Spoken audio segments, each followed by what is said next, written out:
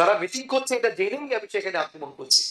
তার মানে আক্রমণ শুধুমাত্র যে হামাসকে তা নয়, আক্রমণটা শান্তি চেষ্টাকেও, শান্তি উদ্যোগকেও। ইসরায়েল কোনোভাবে কোনো শান্তি উদ্যোগকে অ্যালাউ করবে না। যে মুহূর্তে শান্তি আসবে সঙ্গে সঙ্গে নেতানিয়াহুর সরকার পতন ঘটবে। একটা পশ্চিমা দেশ তো ইসরায়েলের বিরুদ্ধে স্যাংশন দিয়ে বলেনি যে তোমাকে অস্ত্র পাঠাবো না, আমি তোমাদের আমি ইনভেস্ট করবো না, তোমাদের ডাইভার্ট করবো আমি। ইরাকে আক্রমণ করলো ইসরায়েল, তারপরে কিন্তু তার একদিন পরে জাতিসংঘে প্রস্তাব উঠেছে, প্রস্তাব গৃহীত হয়েছে, নিন্দা করা হয়েছে, কিন্তু মজা কি জানেন, সেই প্রস্তাবের কোনো জায়গায় ইসরায়েল নাম নেই। কাতারে ইসরায়েলের আক্রমণ আমরা এটি অবিশ্বাস্য মনে হয়েছিল প্রথমে শুনে, কারণ আমেরিকাতে কাতারের একটি সর্ববৃহৎ ঘাঁটি আছে এবং আমেরিকার সাথে কাতারের সম্পর্ক বেশ ভালো, মানে বেশ ভালো, এবং সেটি খুব আশ্চর্যজনক বিষয় হয়ে দাঁড়ালো আমাদের সবার জন্য। প্রথমে আমরা শুনলাম যে প্রেসিডেন্ট ট্রাম্প বলছেন উনি কিছু জানতেন না, সকালে উনি তার মিলিটারিদের কাছ থেকে শুনেছেন যে এই ঘটনা ঘটেছে। উনি খুবই উত্তেজিত এবং নট হ্যাপি। কিন্তু পরবর্তীতে আমরা জানলাম যে উনি জানতেন, কিন্তু উনি থামানোর জন্য কিছু করেননি। কেন? কাতারের রিয়াকশন কি হলো এবং সৌদি আরব রিয়াকশন কি দিল, এইটি যদি আমাদেরকে একটু আপনি ব্যাখ্যা করে জানান। আমি ভাই, ইসরায়েল দীর্ঘদিন থেকে একটু একটু করে টেস্ট করছে আমাদের পেশেন্সকে, একটু একটু করে।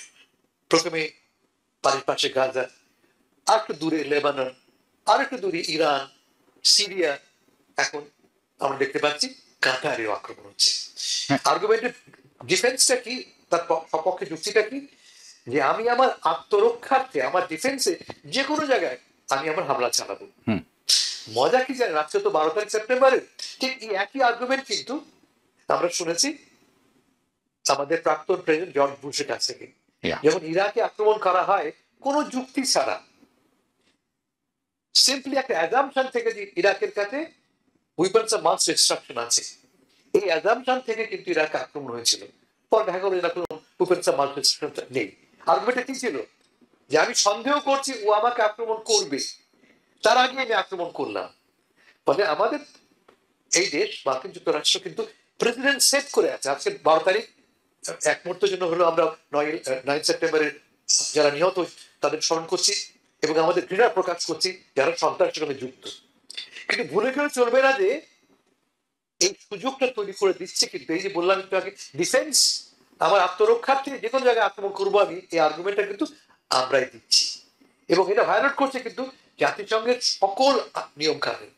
জাতিসংঘের চার্টারে স্পষ্ট বলা আছে অন্য কোন দেশকে তুমি কোন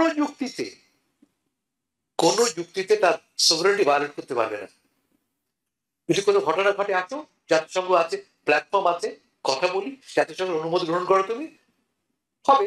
যেমন আমরা ধরো যাক, আমরা আমরা কোরিয়াতে আক্রমণ করেছি জাতিসংঘের অনুমোদন নিয়ে, কিন্তু আফগানিস্তানে আক্রমণ হচ্ছে জাতিসংঘের অনুমোদন নিয়ে, কিন্তু আন্তর্জাতিক বাহিনী গঠন করা হয়েছে জাতিসংঘের অনুমোদন নিয়ে। তার মানে একটা ফোরাম আমাদের আছে, ফোরামটা ব্যবহার করিনি আমরা।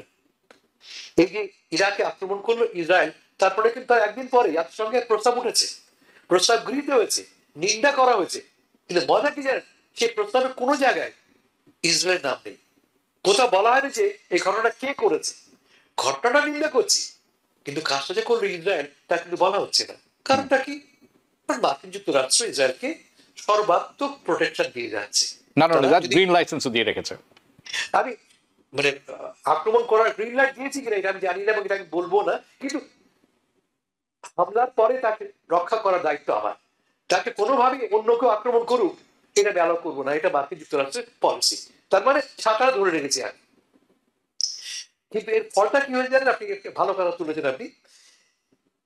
কাতার এই মুহূর্তে আরব বিশ্বে বোধ করি সবচেয়ে গুরুত্বপূর্ণ একটি রাষ্ট্র, বিশেষ করে on the issue of Israel and Palestine. কখন আক্রমণটা হলো? যেদিন, যখন যেই বাড়িতে হামাসের নেতৃবৃন্দ মিটিং করছে প্যালেস্টাইনের গাজাতে সিজফায়ার নিয়ে। সিজফায়ার প্রস্তাবটা আমেরিকা দিয়েছে, প্রস্তাবটা দিয়েছে ইসরায়েল। প্রস্তাব ইসরায়েলের কাছে এসছে, সেই প্রস্তাব নিয়েই কিন্তু আলোচনা হচ্ছে দোহাতে। ঠিক তখনই এই আমি তারা মিটিং করছে এটা জেনেই আমি সেখানে আক্রমণ করছি। তার মানে আক্রমণ শুধুমাত্র যে হামাসকে তা নয়, আক্রমণটা শান্তি চেষ্টাকেও, শান্তি উদ্যোগকেও। ইসরায়েল কোনোভাবে কোনো শান্তি উদ্যোগকে অ্যালাউ করবে না, কারণ শান্তি প্রতিষ্ঠা হলে সবচেয়ে বড় ক্ষতিকার ইসরায়েল। নেতানিয়াহু সাহেবের। Of course, he is going to jail and then he's going to lose power. যে মুহূর্তে শান্তি আসবে সঙ্গে সঙ্গে নেতানিয়াহুর সরকার পতন ভেঙে ঘটবে। পড়বে। পতন ঘটা মানে তার নামে দুটো মামলা আছে, মামলা রিভাইভ হবে এবং তাকে জেলে যেতে হবে। ফলে কোনোভাবেই তারা শান্তি তৈরি করবে না, শক্তভাবে কঠোরভাবে প্রচারণা করেছে দোহা দোহা থেকে, কাতার থেকে। একইভাবে সৌদি আরবও কিন্তু রেড লাইন তুমি ক্রস করছে বলে দিয়েছে, you are crossing a red line, তুমি আমার সভরেন্টি ভায়োলেট করছে। কিন্তু এই কথাগুলির পর, এই শক্ত কথা বললাম, তারপরে তারপরে ঘুমিয়ে পড়লাম। What is the next step?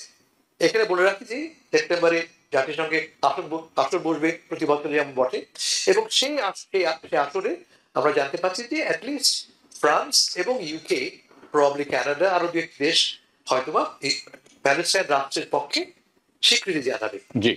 কিন্তু আমরা এও জানি যে যেখানে প্যালেস্টাইন রাষ্ট্র হবে সে রাষ্ট্র শুধু যে অকুপেশন যায় না, তারা একটা জেনোসাইডের মুখোমুখি বসে আছে, একটা জেনোসাইডের, এবং দীর্ঘদিন 2 বছর ধরে চলছে জেনোসাইড।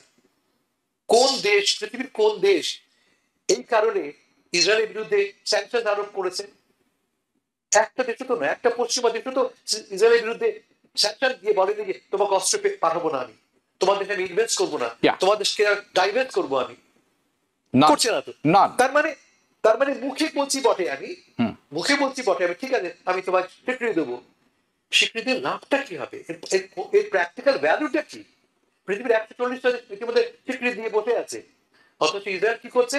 গত সপ্তাহে স্মোট্রিচ, ওদের ফিনান্স মিনিস্টার, প্রস্তাব তুলেছিল যে ওয়েস্ট ব্যাংকের একাংশ অ্যানেক্স করে নিতে হবে, ওয়েস্ট ব্যাংকের একাংশ অ্যানেক্স করে সেখানে ইহুদি বসতি বাড়াতে হবে।